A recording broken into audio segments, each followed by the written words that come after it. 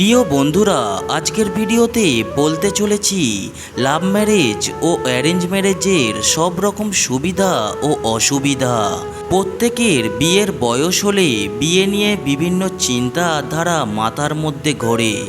সেই সব চিন্তার মধ্যে লাভ ম্যারেজ ও অ্যারেঞ্জ ম্যারেজ কোনটি সেরা, এই ভাবনা সবার মধ্যে আসে। এই ভিডিওর মাধ্যমে এই বিষয়ে বিভ্রান্ত দূর করার কিছু উপায় আলোচনা করব, যা আপনাকে সাহায্য করবে সঠিক সিদ্ধান্ত নিতে। লাভ ম্যারেজ ও অ্যারেঞ্জ ম্যারেজ সব রকম সুবিধা ও অসুবিধা নিয়ে বিভিন্ন মানুষের বিভিন্ন মতামত। আবার ধর্ম অনুসারে বলা হয়, বিয়ের জুড়ি স্বর্গ থেকে ঈশ্বর ঠিক করে পাঠায়। বর্তমান সময়ে বিয়ের আগে প্রেম সম্পর্কে বেশিরভাগ ছেলে ও মেয়েরা জড়িয়ে পড়ে। তাই প্রত্যেক ছেলে ও মেয়ে চায় বিয়ে তার নিজের পছন্দের সঙ্গী ও সঙ্গিনীকে বেছে নিতে, কিন্তু পরিবারের সবাই চায় তাদের পছন্দের পাত্রপাত্রীর সাথেই বিয়ে দিতে। সেই জন্য পরিবারের সাথে ছেলে ও মেয়ের মতবিরোধ দেখা দেয়। যারা এই প্রেম সম্পর্কে জড়িয়ে পড়ে না, তাদের জন্য সিদ্ধান্ত নেওয়া একটু সহজ হয়ে যায়, কিন্তু বাকিদের মনে এই ব্যাপার নিয়ে খুব চিন্তিত দেখা যায়। তবে এখানেই শেষ নয়।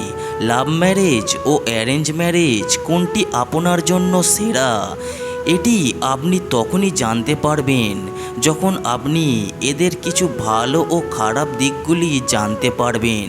তবেই আপনার জন্য সিদ্ধান্ত নেওয়া সহজ হবে।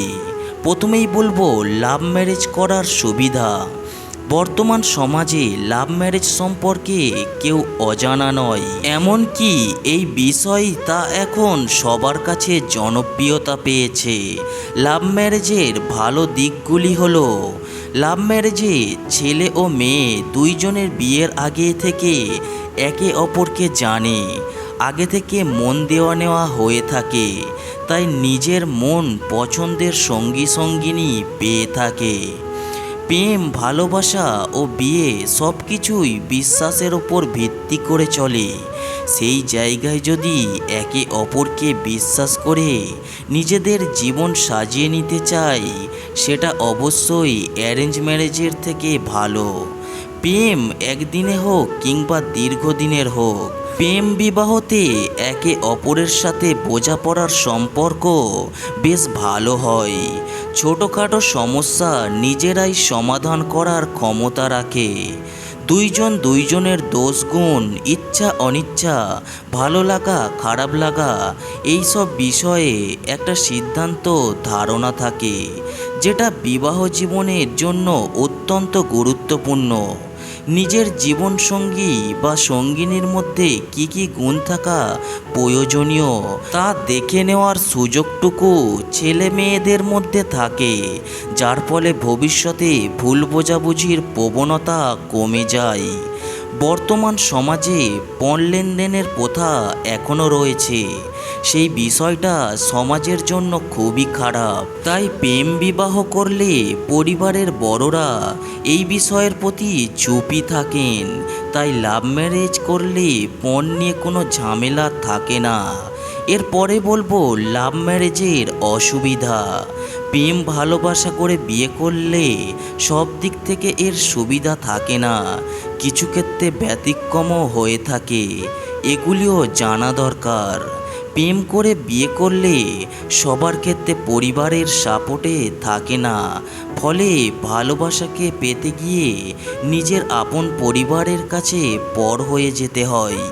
বিয়ের পর পরিস্থিতি সবার স্বাভাবিক থাকে না, তাই অবশ্যই প্রেম বিবাহ করার আগে পরিবারকে মানিয়ে নিয়ে বিয়ে করা উচিত। প্রেম বিবাহ করার পরে হাজব্যান্ড ও ওয়াইফের মধ্যে কোনো বড় সমস্যা হলে পরিবারের সাহায্য পাওয়া মুশকিল হয়ে ওঠে।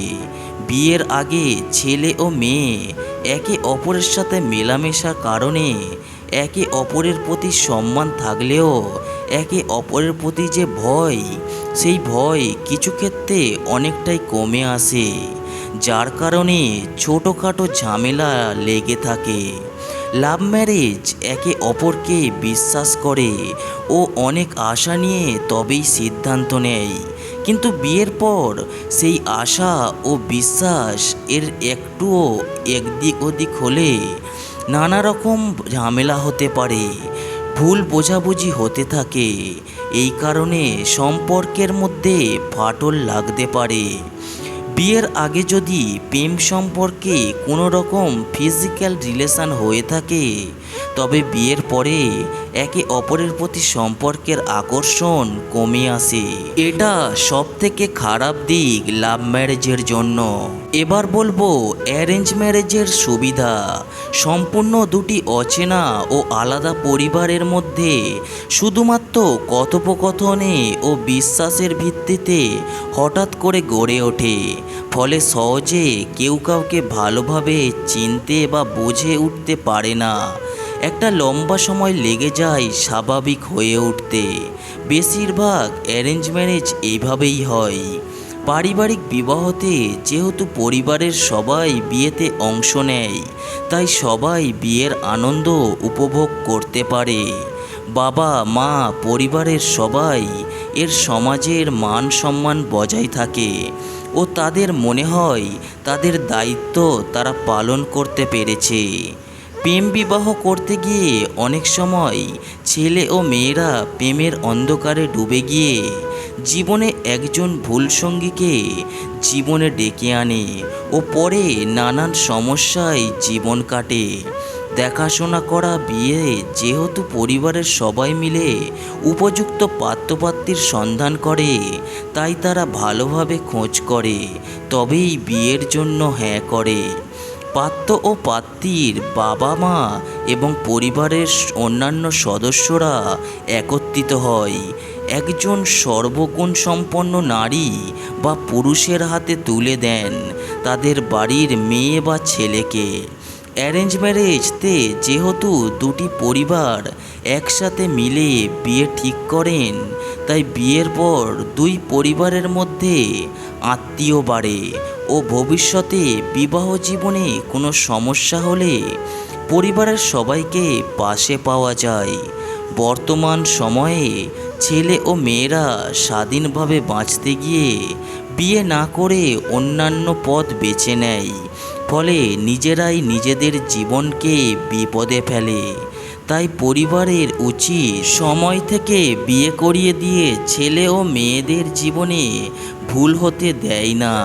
যেহেতু দেখাশোনা বিয়েতে পাত্র ও পাত্রী একে অপরকে সম্পর্কের আগে থেকে খুব বেশি কিছু জানেন না, তাদের কাছে একে অপরকে জানার ইচ্ছা থাকে ও একে অপরের প্রতি লজ্জা ভয় সম্মান বজায় থাকে, তাই মানিয়ে নেওয়ার প্রবণতা থাকে।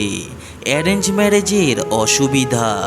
বর্তমান সমাজে পণ দেওয়া নেওয়ার প্রবণতা এখনও রয়েছে, তাই মেয়ের বাড়ি থেকে বেশি অর্থ সম্পদ না থাকলে ভালো পাত্রের সন্ধান পেলেও তাদের সঙ্গে পেরে উঠতে পারে না।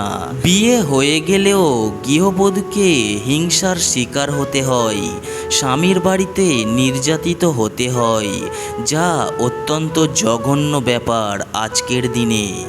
বিয়ের সময় পরিবারের সবাই পাত্রপাত্রীর সম্বন্ধে ভালো গুণের কথা শুনিয়ে বিয়ে করায়, পরে সাংসারিক জীবনে কোনো সমস্যা হলে একে অপরের খোঁটা শুনতে হয়।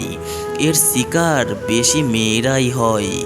আবার অনেক সময় শুধুমাত্র আর্থিক অবস্থা দেখে কোনো রকম গুণের বিচার না করে বিয়ে করানো হয়।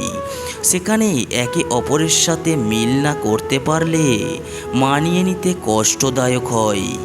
অনেক সময় পাত্র ও পাত্রী পরিবারের কথা ভেবে অ্যারেঞ্জ ম্যারেজ করতে রাজি হয়ে যায়, কিন্তু বিয়ের আগে অন্য কারোর সাথে প্রেম সম্পর্কে জড়িয়ে থাকা তাকে মন থেকে বের করতে পারে না। তাই বিয়ের পর এগুলি জানাজানি হলে সম্পর্কের মধ্যে দ্বন্দ্ব সৃষ্টি হয়। বিয়ে নিয়ে সবার মনে নানান ভাবনা ও আশা আছে, কিন্তু পরিবারের কথায় বিয়ে করার পর সেই আশার ব্যতিক্রম কিছু ঘটলে একে অপরকে অযোগ্য সাথী মনে করে ও পরিবারকে দোষ দেয়। সব শেষ কথা বলবো, লাভ ম্যারেজ নাকি অ্যারেঞ্জ ম্যারেজ, বিয়ে সম্পূর্ণ নিজস্ব সিদ্ধান্ততে করা উচিত।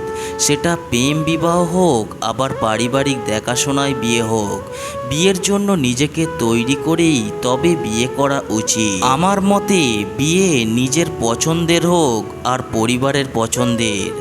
বিবাহ জীবন তখনই সুখের হয় যখন একে অপরকে বুঝতে শেখে।